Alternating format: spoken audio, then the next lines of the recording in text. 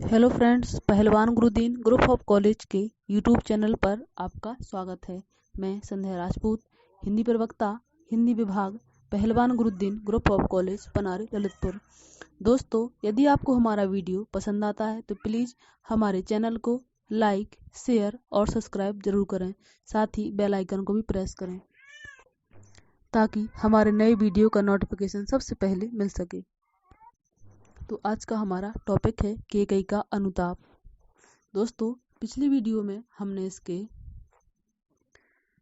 3 पार्टों को जान लिया था और यह केकई का अनुताप राष्ट्रीय कवि मैथिली शरण गुप्त जी द्वारा रचित है।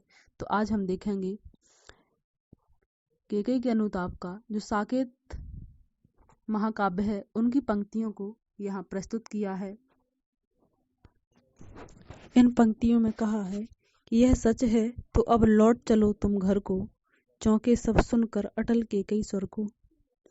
दोस्तों, इसकी पिछली वीडियो में जब राम ने कहा कि हे भरत, तुम्हारी थाह कौन ले सकता, तुम्हारी गहराई को कौन जान सकता, जब तुम्हारी माँ ने तुम्हें जन्म देकर भी नहीं जान पाया तो और तो तुम्हें कोई जान ही नहीं सकता। यह सुनकर इस वीडियो में दोस्तों केकई ने कहा कि यदि यह सच है तो अब लौट चलो घर को, चौंके सब सुनकर अटल केकई स्वर को। केकई ने कहा, यदि श्री राम तुम यह कह रहे हो कि भरत को मैं नहीं जान पाई, हाँ, मैं वास्तव में भरत को नहीं जान पाई, लेकिन तुम तो उसके बड़े भाई हो, तुम तो उसे जानते हो। वह हृदय से तुम्हें यहाँ वापस बुलाने के लिए आया है और उसके हृदय को रखने के लिए, उसकी बात को रखने के लिए अब तुम घर को लौट चलो। जैसे ही संपूर्ण सभा ने, सभी लोगों ने केकई के इन वचनों को, इन अटल स्वर को सुना तो सभी लोग चौंक गए, क्योंकि उनको ऐसा विश्वास नहीं था कि केकई ऐसा भी कह सकती हैं। उनकी बात को सुनकर सभी ने अचानक से रानी की ओर देखा। उन्होंने देखा कि वैधव्य तुषारावृत यथा विधुलेखा। उन्होंने देखा, अरे, यह विधवा के रूप में तो ऐसी लग रही हैं जैसे कोहरा या तुषार से पूरा चंद्रमा ढक जाता है, क्योंकि केकई की सुंदरता चांद जैसी और उसके सफेद वस्त्र तुषार जैसे तुषार ने चांद को ढक लिया हो या कोहरा ने चंद्रमा को ढक लिया हो, उसी प्रकार से उनकी छवि थी।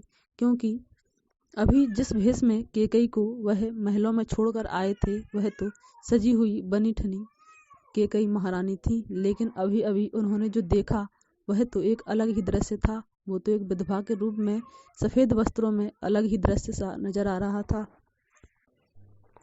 बैठी थी अचल तथापि असंख्य तरंगा, और वह ऐसे लग रही थी जैसे असंख्य तरंगों से युक्त, क्योंकि उनकी जो साड़ी की सुकड़न थी वह तरंगों की भांति लग रही थी।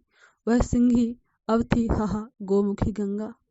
सभी कहते हैं, अरे, यह तो सिंही थी, यह तो सिंहनी थी, यह तो शेर जैसी थी, लेकिन आज तो गौमुखी गंगा के समान लग रही है। गौ और गंगा के समान इसका मुख है।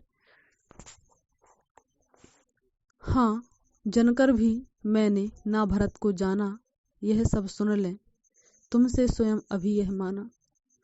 केकई कहती हैं कि हाँ, मैंने जन्म देकर भी अपने भरत को नहीं पहचान पाया, तो अब सभी सुन लें कि तुमने स्वयं अभी यह माना। अरे राम, तुमने अभी अभी यह मान लिया कि जन्म देने वाली जननी ने भरत को नहीं जान पाया। यदि यह सच है तो फिर अब लौट चलो घर को। अपराधिन मैं हूँ तात तुम्हारी मैया। और कहा, हे तात, हे राम, अपराधिनी मैं हूँ, भरत नहीं। ये जो तुम्हारी मैया है अपराधिनी, यह है तुम्हारा ये भाई, यह इसमें इसका कोई दोष नहीं है। इसकी एक अंश मात्र भी इसकी इच्छा नहीं थी कि यह राज्य उसे मिले और तुम्हें बन।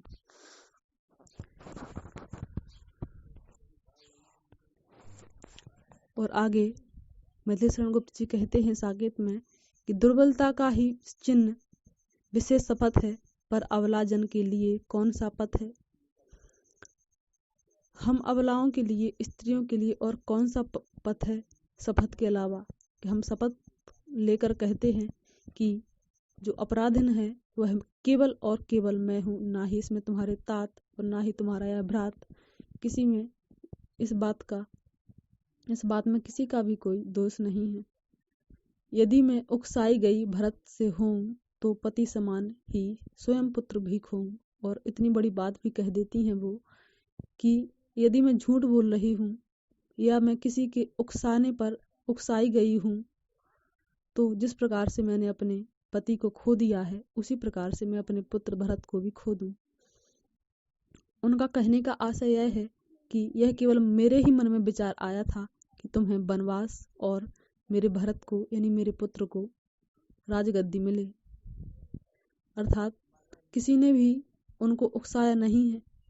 यदि इसमें कोई झूठी अगर मैं बात कह रही हूँ तो मैं शपथ खाती हूँ जिस प्रकार से मैं अपने पति को खो चुकी हूँ उसी प्रकार से मैं अपने पुत्र को भी खो दूं। ठहरो, मत रोको मुझे, कहूँ सो सुन लो, पाओ यदि उसमें सार उसे अब चुन लो। वो कहती हूँ मैं कहने को तो बहुत कुछ कह रही हूँ, लेकिन जो भी कह रही हूँ उसे सभी लोग सुन लीजिए और उसमें जो सार लगे उसे चुन लीजिए। करके पहाड़ सा पाप मौन रह जाऊं, अरे कि मैंने इतना बड़ा पहाड़ सा पाप किया है, क्या इतना बड़ा पाप करके मैं मौन रह जाऊं? क्या राय भर भी अनुताप ना करने के लायक रहूं? क्या मैं तनिक मात्र भी, मैं अंश मात्र भी पश्चाताप ना करूं? थी सनक्षत्र शशि निशा ओष्ठ टपकाती, रोती थी नीरव सभा हृदय टपकाती। उस समय जब यह चर्चा, यह दृश्य, यह भावुक हृदयों की मिलन जब हो रहा था, उसी समय सुबह होने वाली थी। तो जिस समय आकाश से ओस टपक रही थी तो ऐसा लगता था जैसे